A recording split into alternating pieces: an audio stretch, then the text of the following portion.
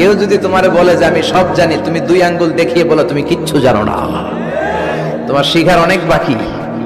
জাননেওয়ালার উপরও জাননেওয়ালাও আছে, ঠিক কিনা? এজন্য আমরা যেন বিনয়ী হই। বিনয়, হাম্বলনেস, আরবিতে বলে তাওয়াদু, এটা খুবই জরুরি। এগুলো আমাদের মধ্যে এখন নাই। আমাদের মধ্যে ইগো প্রবলেম আছে না নাই?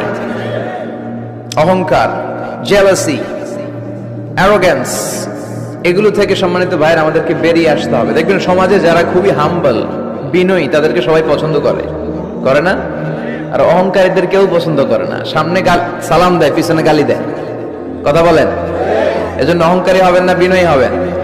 বিশ্বনবী বলছেন, আল্লাহ আপনি আমারে বিনয়ী বানান, আপনি আমারে ধৈর্যশীল বানান, আপনি আমারে শুকর গুজার বানান। আমার চোখে আল্লাহ আপনি আমারে ছোট বানান, মানুষের চোখে আপনি আমারে বড় বানান। পড়েন আমিন।